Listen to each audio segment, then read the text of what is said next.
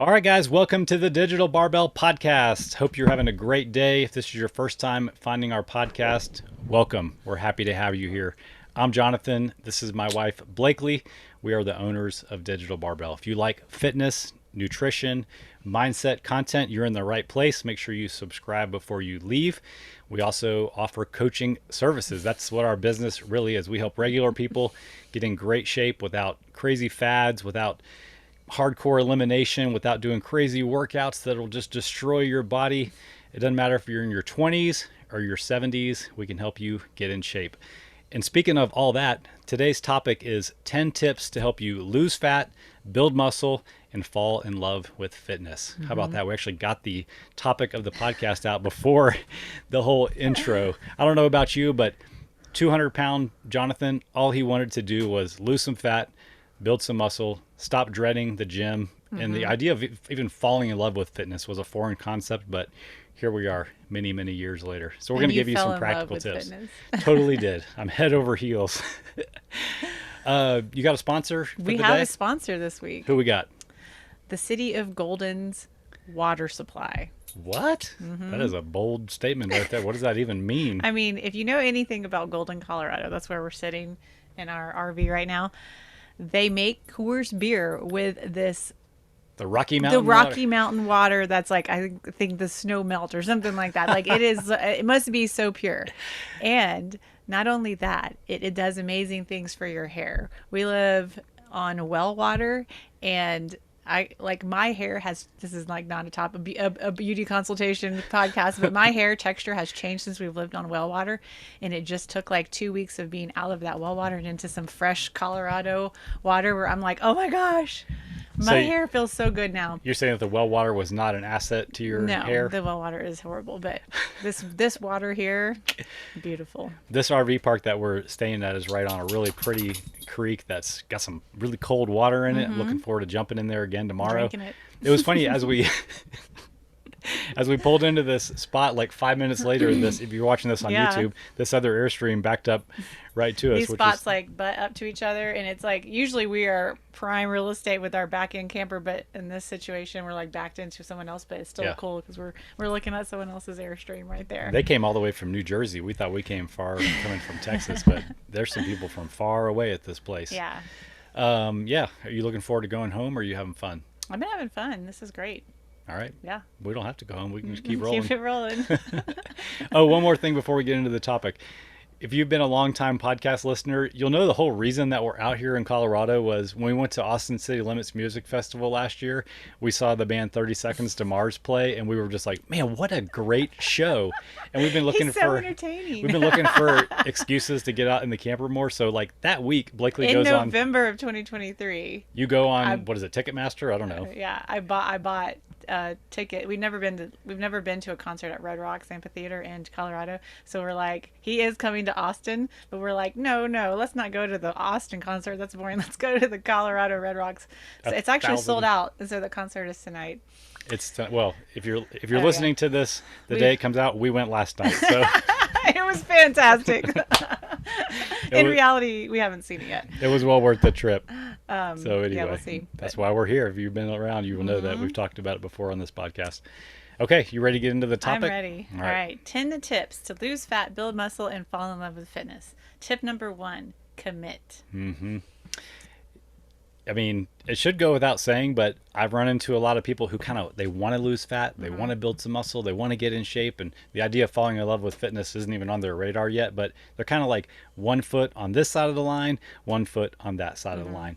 And I don't want to confuse the issue here that you do have to be 100% committed to losing fat, building muscle, and falling in love with fitness, but that's not the same thing as being 100% perfect with doing everything. You have to be committed to the process. And the whole idea of it in the first place. Like, you can't become the person who's in great shape with one foot on your old identity and one foot in your new identity. Yeah. You're going to be straddling this line that just leads to all this inner turmoil, progress dipping back and forth, and just making you want to give up because you're not on one side of the line or the other. I think a good way to put it is like you have to commit to the process versus just want a result. Yes. You have to be ready, willing, and able to do the things that we're going to talk about in this episode, Yeah. because without that commitment at the beginning, you could have all the tips in the world, but if you do them like 1 day a week, 2 days a week, it ain't going to work. You got to Yeah. be ready to do these things and forgive yourself quickly when you don't do one of the things, so that you get back on track as quickly as possible and you have more consistency Yeah. overall. That is what it's going to take to do all these It's things. not about perfection. It's not, like it's about commitment to the process. I think the people who lose the most fat, build the most muscle, and fall in love with fitness the most are the people who have the worst memory. They forget their failures really, really quickly, and they just make their next right decision, Yeah. which leads to better consistency and better results. I just noticed you got a dog sleeping over there. so sweet. Is she in the shot? No. Oh, she's that's so too sweet. bad. Yeah. All right, so we're committed. All right. Second thing, acknowledge that a huge part of the results you want involve your nutrition. Oh man.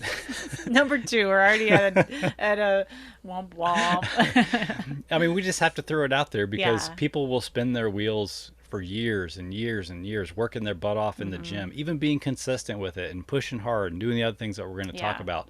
But if you ignore that part that is your nutrition, you really are just like tying an anchor around your leg. You know, Yeah.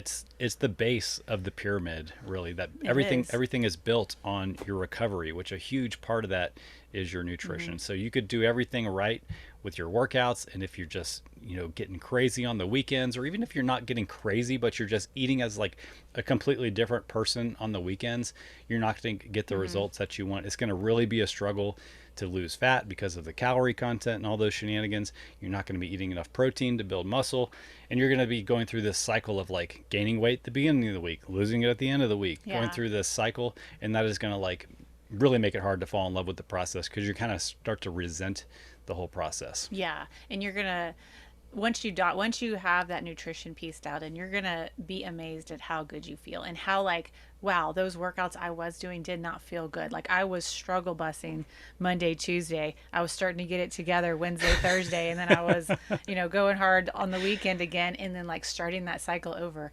And not even just in your workouts, but in your everyday life. You won't believe how amazing you will feel when you dial Yeah. in your nutrition.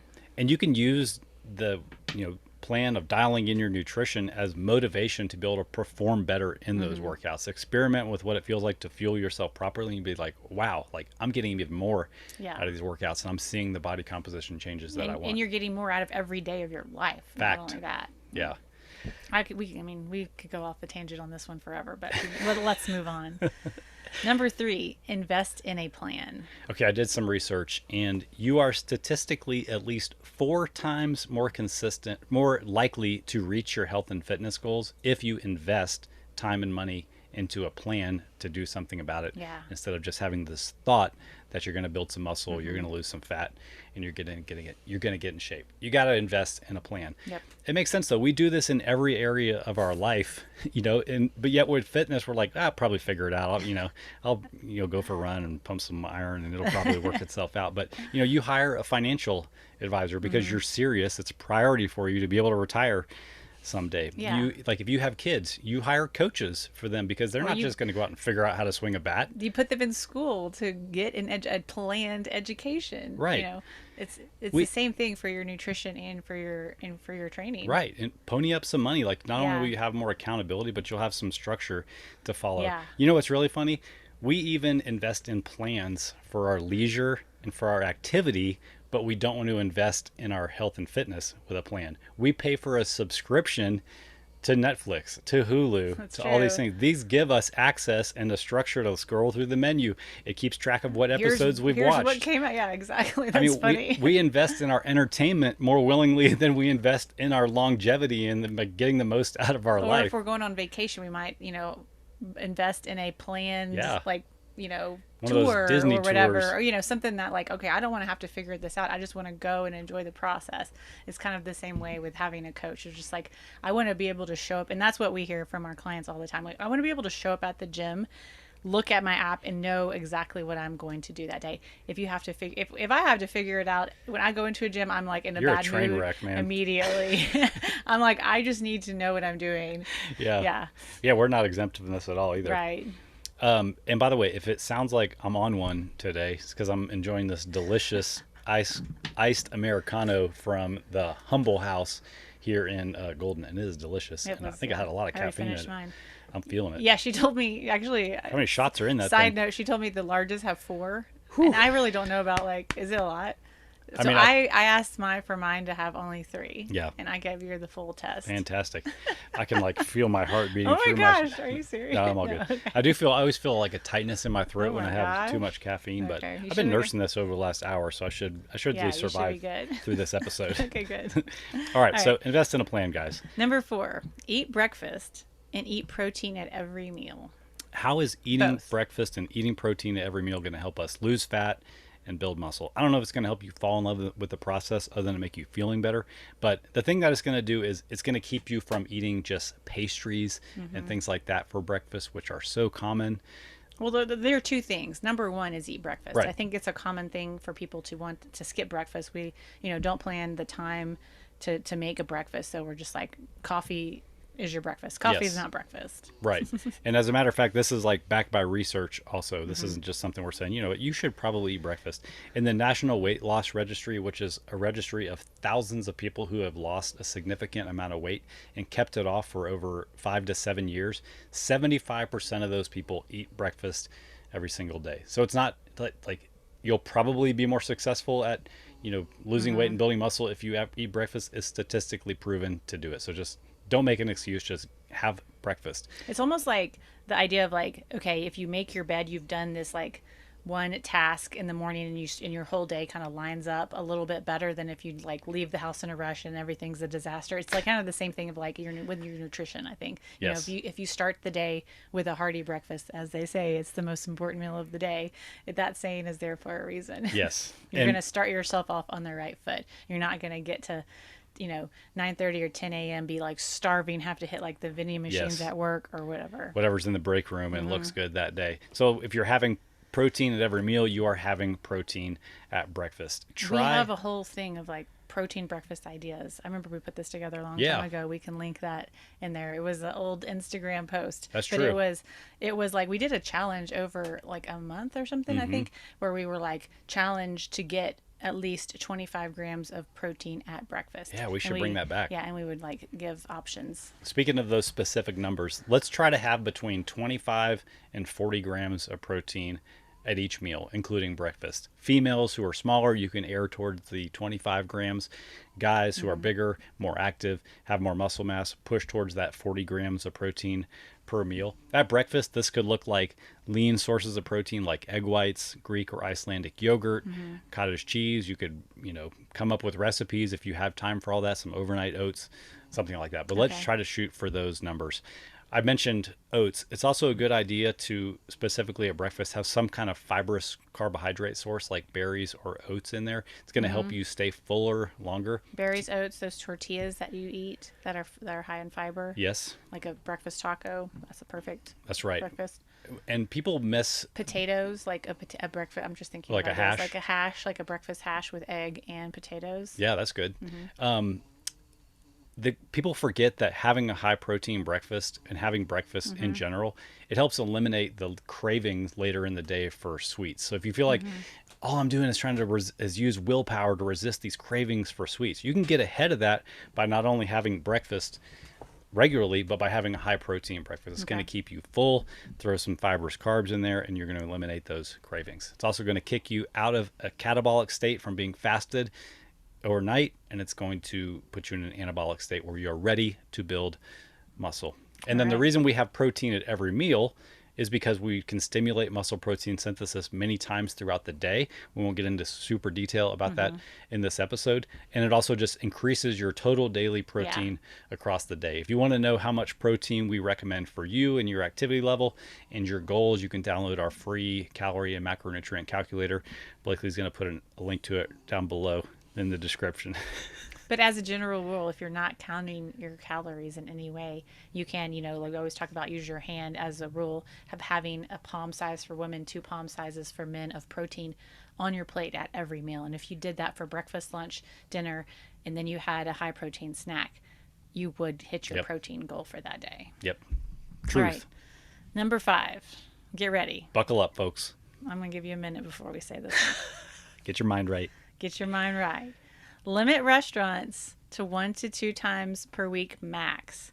And when you go to those restaurants, keep meals around 500 to 750 calories. Okay, Yeah. that's really hard to do.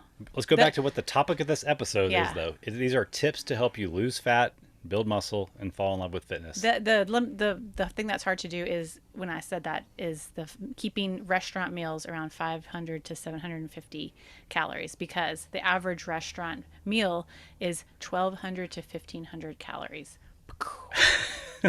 But here's a hack. If you already limit your restaurants to less than 1 to 2 times per week, if you only go to restaurants a few times per month, like we usually eat at a restaurant 1 to 2 times per month. We don't have to like limit what you eat at that restaurant because you're not going multiple times per week. It's like one of like 100 meals Yeah. out of the entire month. So Who cares that's how like, much we eat? so you don't have to really like, oh my gosh, when I go to these restaurants, if I'm going many times per week, I'm gonna have to really start to like think about what I'm ordering. And look, yeah, I mean, you can Google pretty much any restaurant these days. Yes. And like the unfortunate calories of those meals will come up. It's going to take some proactive behavior on your part Mm-hmm. to look ahead of time, because the last thing you want to do is, agree to do this and then retroactively go back and look and say like, all right, let's see Yeah. how many calories were in that. Holy smokes, it was 2,500 calories Yeah. in that meal. And we've talked about these hacks before about like how to limit your restaurant meals is to use them for things that matter. Go to restaurants when it matters. Go to restaurants when you're hanging out with people, when you're going to enjoy a certain meal at a certain place that is, you guys love, or whatever the situation is. Limit restaurants to those situations, or when you're going out with work friends or whatever it is. Don't pick up food from restaurants and eat it in front of the TV. I think that's the biggest Yeah. hack for not going to not spending both your time and your calories at restaurants. And your money. That's Holy what I meant. smokes. Money and calories at restaurants. Yeah. By limiting it to the times that matter when you're actually enjoying the restaurant. Right. Why does this tip help you lose fat? Well, if it's true that those restaurant meals have about 1,500 calories in it, and let's say you were normally eating out 3 or 4 times per week and you go down to 1 or 2, remember, it only takes about a 500 calorie per day deficit to lose about a pound of fat per week. You are well on your way to creating a substantial calorie deficit just by doing that one thing. It's not like you skipped a meal, you're extra hungry. Yeah. You just got your meal under your control instead of giving it over to the restaurant. And the reason doing this is going to help you build more muscle is because if you look at the composition of a meal that comes from a restaurant, it is going to be extremely high in fat. It's probably going to be high in carbohydrates, and it's definitely going to be low in protein. That is the opposite recipe that we want for body composition improvement. Because it's expensive for them to provide protein for Right. you, and they want it to taste good, and they want you to come back. Butter's cheap and tasty, oil's cheap and tasty. Lean protein, not the cheapest thing to buy. So they are going to give you a little portion of that. They're going to put a lot of Yeah. salt on it. They're going to combine that with fat to make it hyper palatable, make you want to eat the whole thing. We actually should link. We have a podcast that you did a long time ago with a chef from the guy who used to own the restaurant that was close to my gym in Yep. Houston, and they've been on like Good Morning America a few times already because they've like just blown up. Their food is fantastic, but he kind of drops all the secrets on this podcast about like what they truly do at restaurants. Spoiler alert, is to butter. make the food so tasty. Okay, I think that we got that one. Number 6, lift weights, don't just do cardio. Yes, we just interviewed a client for an episode that's coming out next week, and she talked about how, she was following a structured workout plan for a long time and then got off track for like 2 years, didn't work out. But she would intermittently try to get back going during that time, and it was always like, I'm going to start running. I'm going to do cardio. And like when she actually fell back in love with it, it was the weight training that she fell in love with. So that's a kind of a sidebar. But the reason that lifting weights and not just doing cardio is going to help you lose fat and build muscle is because cardio doesn't build muscle. Yeah. Doing group classes and HIIT, sure, like doing some of that will give you a little bit of newbie gains at the beginning, but very quickly your body will adapt to that. You will stop building muscle and stop building strength within the first couple months of doing it. And just doing more and more cardio, focusing on that burning, Yeah. isn't going to do the thing that causes you to build muscle, which is providing your muscles with an external resistance that they're working against. That is the signal that tells your muscle, all right, this guy's doing some work, this girl's doing some work. Yeah. We need to get bigger and stronger in case they try to throw more work at me in the future. And running and cardio Yeah. just doesn't do that. It was interesting. Y'all should listen to this podcast that we're going to drop on Monday with our client. But just a brief little synopsis of what she said about her like fitness experience was like she was a gymnast growing up, and then was like then of course like as you're older after college and stuff, you're always like looking for something to do. Kind of came into CrossFit, and it's like I think she said like CrossFit was good, but she was like it felt random to her. Got into starting strength. Starting strength was great for structure, but boring. And then tried like apps, and she even tried something like street parking and things like that, where you're getting like almost like a CrossFitish experience, or sweat apps and things like that. And then found Digital Barbell, where it is that mix of all of the things of like you are doing the strength training, the structured strength training, you're doing the structured bodybuilding, you're doing the fun finishers, and you're mixing all of those things. And I think that she's seen like results come from mixing those things in the right amounts, but not just doing cardio. Right. Just doing strength. You're getting everything, and that's She's how you're hooked. gonna truly fall in love with fitness and be like get the results. Right. Not only just like building muscle, but fitness for life. I mean, that's what we're all out here for, is to be able to like go run down the trails, or chase kids, or chase grandkids, or whatever we're out there Exactly. trying to do.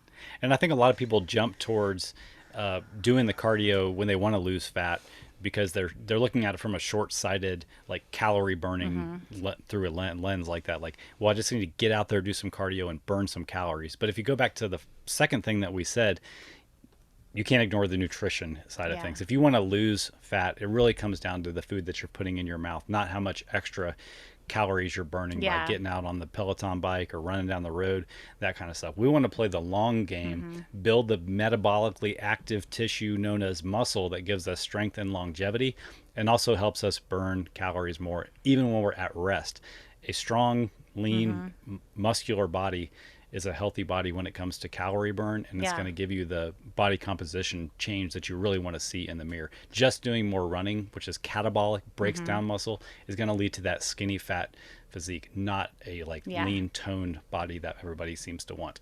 It seems like it's easy to fall into this trap where it feels like the like sweatier you get, Right. the more you've worked, and that's not always the case. I remember when we first moved to Idaho, and it was like, we went from like living in Houston, Texas, like the sweat pit of America, as people call it, of humidity, to Idaho, where it was cool and not humid. And I was like never sweaty. I was like, I could work out and then like go to like the prom and never have to like take a shower.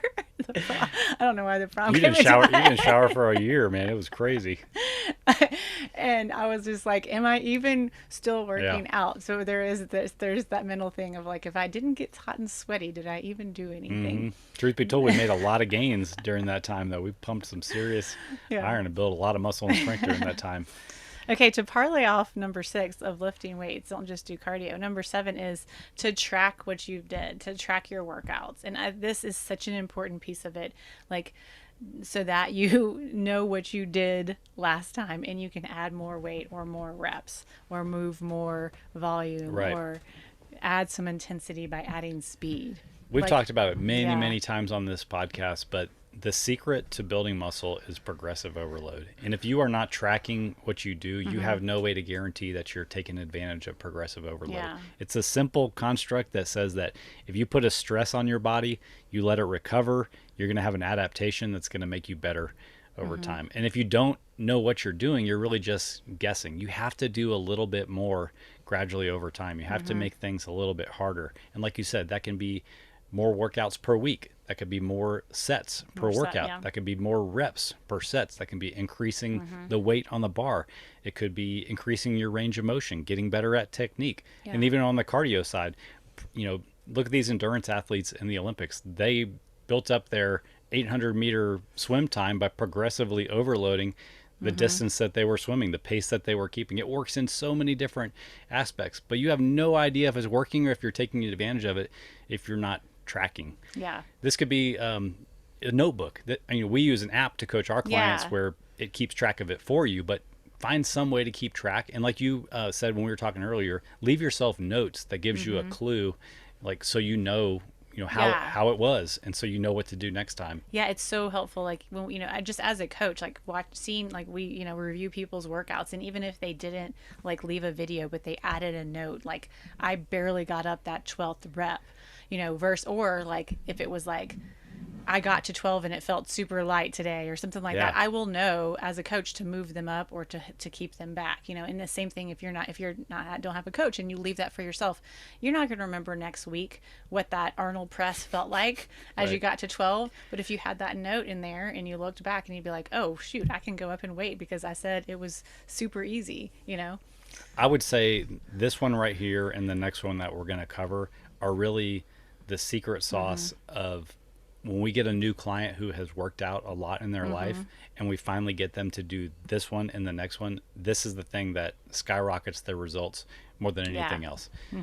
Because they've either never had a coach, never had an app, or never taken or never known that they should keep track of the weights that they're doing Right. and the reps that they're doing and the intensity that Yes. they're moving, and then change it up as you go along. And let me just throw another thing in there to get Yeah. you guys fired up about doing this. Look at our Instagram from this week and look at the pictures of Haley's client, Austin. The progress that he has made in only 3 months of doing this. Because if you haven't done this before, Yeah. and the next one we're going to talk about, you are going to experience rapid progress in your body composition, your strength, and your physique when you start doing this. And you can tell from his before pictures, he's not like a newbie to working out. Right. He's worked out. He's got a structured plan now. Yes. And check out the Instagram. You're going to be amazed at his Yes. And progress. if you can't find it, send us a message. We'll send it to you.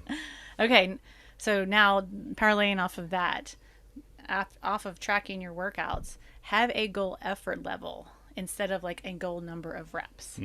So instead of going like, I'm going to go to the gym and I'm going to do 3 sets of 10 bench press, Yep. say I'm going to go to the gym and I'm going to do 3 hard sets of bench press. And my rep range is going to be whatever it is, for that specific movement. Be a short workout. Yeah, that's what I'm doing today.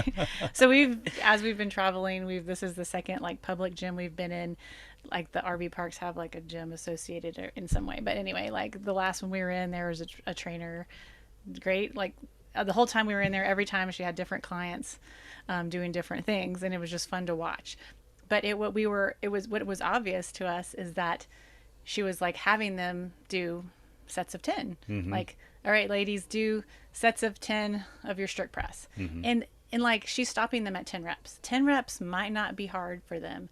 Like by 10, they were carrying on a conversation. I knew looking at it wasn't hard. There was no intensity level going, but you know what I mean? Like if I just said, Jonathan, do 3 sets of 10, I'm not to say when you stop at, why am I Why stopping 10? you at 10? Why 10? Yeah. So that's why we train with hard sets, is because we're giving you a rep range. We're saying, okay, go between like 8 to 12 to 15 reps and stop when the intensity is hard. Right. You don't want to go to where you're failing, but you want to go to where the speed starts to change and I can see that you are using some intensity in those sets. So your sets might be like, I did a set of 12, I did a set of 11, and I did a set of 9. And the goal is to get within about 1 to 2 reps before you would fail when you end that set. So if we were coaching one of those ladies, we would be doing the same thing the trainer was doing, watching them, make sure their technique is right, but we would be watching the speed that the weight is moving. And when it started to slow down, we would see she's getting close to failure. We'd let her get pretty close to failure, and we'd say, all right, that set's done. We would record how many reps that she did, move on to the next set. And then the goal in the following week would be to either increase the reps, pushing towards that same level of failure, or increase the weight and expect the reps to drop back down. Yeah. So it's those reps that happen when you're close to failure that are really the productive reps. Not to sound too harsh here, but if you just go in and do 3 sets of 10 week after week with the same weight, or even if you bump it up gradually, very slowly over time, it's really just kind of like junk volume. You're going through the motions quite literally. Yeah. So, but basically what we're saying is go in with, I'm gonna do 3 sets at like a hard effort level versus I'm going to do 3 sets of 10. So if you just go in with that mindset of like, I'm going to do 3 sets of 10, you might think it's like difficult then, but you're basically stopping yourself Yeah. prematurely. I was just probably. having this conversation with a client today. I was reviewing his workout, and I made a comment about the speed of his squats, and it was his curls, and he's like, "It's always funny. This is one of the benefits of recording myself is it feels hard in the moment, and then I go back and look at the video, and I'm like, oh no, Yeah. the last rep I did was about the same speed as the second rep that I did. So we want to push close to failure. Yeah. Let's talk about like what rep ranges to possibly use for different exercises in that hard set range. I was gonna say really quickly though, like sometimes I will program things like if we're finishers, I will program like ladders and different things where I am telling clients what reps to do. Like I like to do like 10, 9, 8 all the way down to 1, or 1, 2, 3 all the way up to 10, and that's more of a challenge for volume. Yeah. And like there will be times when you are told like do X number of reps, but those are fewer and far between than like the hard sets Right. that you're doing for your like either your main lifts or your compound lifts. Yeah. Yeah, Our clients understand what so you're for talking our about. big lifts, we're gonna, for our squats and presses and deadlifts and benches and stuff like that. Generally, it's gonna be in that 5 to 8 rep range. I mean, we obviously sometimes we go for like closer to maximal efforts, but not too often. And then for the accessories, like your rows and your curls and your flies and things like that, we're going to go between 8 and 12 to 15 reps, depending on the movement. Like, there's certain movements that I think that like going to 15, like we were talking about this earlier, like a dumbbell row to 15 reps, you're like pushing into like some cardio. Yeah. And sometimes it's hard to get to 15 reps. Like if I stopped you at 12 and then we moved up in weight, you might get a little bit more out of it Right. than trying to push yourself to 15. So that's why that number Yeah, varies. if your goal is to build muscle, which is the topic of this episode, we don't want to be limited by our cardiovascular or muscular endurance, Yeah. which is why we shoot for some of those rep ranges. And I don't know, I'm getting to explain all this, but then there's outliers like something like a reverse fly where I will even take people up to 20 reps in that one, because that's such a hard movement to like add heavy. weight to. So there was more often than not, there's like maybe 2 to 3 weights that we can even do reverse flies in. So why not add some more reps and more volume there than try to like squeeze out some really bad sloppy looking I don't know reps. about you, but I'm doing sets of 5 with 75 pounds on my reverse I flies. doubt it. Yeah, I hope that all makes sense. The goal is to shoot for an effort level within a rep range that makes sense for that exercise, and we're trying for like 80 to 90% effort. We're not just shooting for a number of reps because that's our quote routine. All right, 2 more. Number 9, use your fitness outside of the gym to enhance your lifestyle. Yeah. This is moving over into the falling in love with Yeah. fitness. These are tips to fall in love with fitness. So like, like find why do you want to be fit? We want most of us want to be fit so that we can live as long as we can an independent lifestyle. We want to be able to get up and down off the toilet for as long as we can. What happens if you can't? Simple. If you can't get up off the toilet, You're in then assisted you're living. It's a problem. Yeah. So we're trying to keep ourselves as healthy as healthy as we can. And then we have outside influences of like, do we want to be able to play with kids and grandkids? Do we want to like be able to do a rim to rim hike? Like, do we want to just be able to go and play recreational basketball with our buddies, like, every other weekend? Yeah. Like, find your why of why you even care about your fitness, Yeah. and use that to like get, enhance your fitness. Yeah. What about the Manitou incline? Yeah. Like, that was a way that we expressed our fitness outside of the gym, and that was pretty stinking That was really exciting. tough. Yeah. If you guys don't follow us on Instagram, last Saturday on my birthday, I forced Blakely to get up at 5 o'clock in the morning, and we went and climbed 2,768, 2,806. whatever it was, No, yeah, 2,768 steps. over the course of an hour up to the top of a mountain. Not only that, is like you gain over 2,000 feet of elevation doing this, which is hard from people from Texas when Yep. you already start at 6,500 feet of elevation and you just go up from there. Yep. I was proud. We did it in the Athletic. range as far as like how long it Yeah. took us to. So But I did rely on my fitness. I was not, I honestly, I didn't want to do it. I didn't want to do it because number 2, I didn't want to be extremely sore like for several days of our trip, and I was nervous of like you climb the whole thing and then you got to come down. So I was nervous about like coming down for The some hike reason. back down. The hike You back don't. down. We didn't go down the stairs. Yeah, There's you a don't. 3-mile hike down the back of the mountain.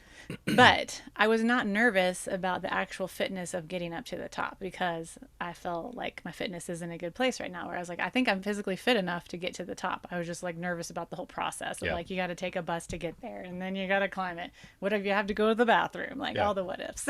And if hiking isn't your thing, then fine. Like, what about recreational sports? Yeah. You know, go use Pickleball. pickleball. Go use your fitness to do other things Yeah. too. It'll, Yeah. it'll help you fall in love with the we process just more. interviewed another client, Kristen, that she is, she uses her fitness to like she loves, lives in an area where she can like hike and bike and do everything like that. So this time of year, it's just like, let's go do all of the outside activities that I can, get some fitness in the gym, but use my fitness outside the gym and express Heck yeah. what I'm gaining in the gym outside. Believe it or not, ski season is coming Actually, up. she just sent me a cool message that she went and was like helping, I think, her grandmother or somebody move, and her family was very impressed by her lifting like heavy pieces of furniture. That's I was awesome. Like, that's awesome. That's another way to express Yeah. your fitness. I don't know if I would advertise that a lot though, because it's kind Can of you like help me move? owning a truck. Like, oh, you have a truck? All right, last one. Build your tribe. Yep. What does this mean? Well, remember, we're trying to fall in love with fitness. If you surround yourself with like-minded people who are on the same path with you as you with your health and fitness, man, it's going to make it a lot easier to stay on that path and to like enjoy the process. And there's a good chance if you are coming out of an unhealthy lifestyle, you might be kind of surrounded with people who are not on the same path as you. And if you continue to spend the same amount of time around those people, man, you're in for some conflict, some uncomfortable situations and conversations. And it's going to make it a struggle and really easy to backslide into your old habits, going back to like the commitment side of things. If you're trying to change your identity and stay within, and you're trying to still be the president of the charcuterie and wine club, it's going to be an uphill battle. So limit your time with those people. You don't have to kick them out of your life, but just limit the time that you're being influenced by them, and actively seek out community with people who are on the same path as you. Even if it's virtual, like you can still have support around you. It's the same thing with finances. If you hang around with people who spend a lot of money or love, Going to fancy restaurants spending a lot on things. Just broke people who spend a lot of money, you're going to end up doing the things that they do, and you're going to get the result that they get too. If you hang around with a bunch of people who smoke, there's a much better chance you're going to turn into a smoker. And the reverse works, where if you hang around with a lot of healthy people who do a lot of active things and do fitness out in their life, it's going to rub off on you. And, be careful who you surround yourself with, and use it to your advantage to make it easier on you by limiting the amount of time in your life with the people who sidetrack you. And you know who they are. You don't have to tell them you're going to do anything different. And then on the flip side of things, rope people in, like a support system. You can surround yourself with positive influence by taking the people who are in your life who are already kind of on the fence and seeing the results that you're getting and seeing how good you're feeling. Be like, hey, come work out with me. Like, hey, like, let's figure out some like food that we can cook together that's healthy or whatever, that kind of thing. Be an active participant in forming the community around you. I was kind of like hesitant about spending this much time. Like, we're going to be 3 weeks or more in our RV.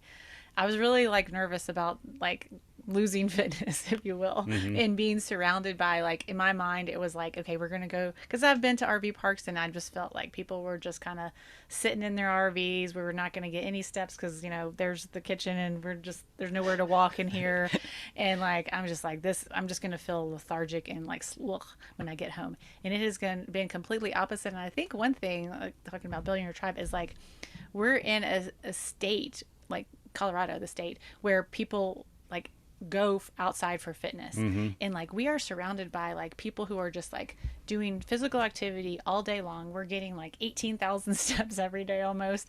Like, you'll look outside and there'll be like a lady doing bench dips and like, I feel like everyone here is like actually like they're like getting their fitness at the community center, and then they're expressing their fitness out in the world. That's a great point. And like, and then you're walking around, in the city and all that stuff. And so it's completely changed my mindset of like, I think it does matter where you go. Like, we've been to some RV parks where it's not the case. And like, when we were in Tennessee and you were running, people were like, what are you running for? You should be just sitting down drinking a beer, Right. and like, that was a different group of people that we were, And it's our choice where we go. Yeah. Two things about people in Colorado: they smoke a lot of weed, and they like to hike a lot. We were like the smell, like like a state has like the state flower and the state bird. The state has a state smell. Ganja.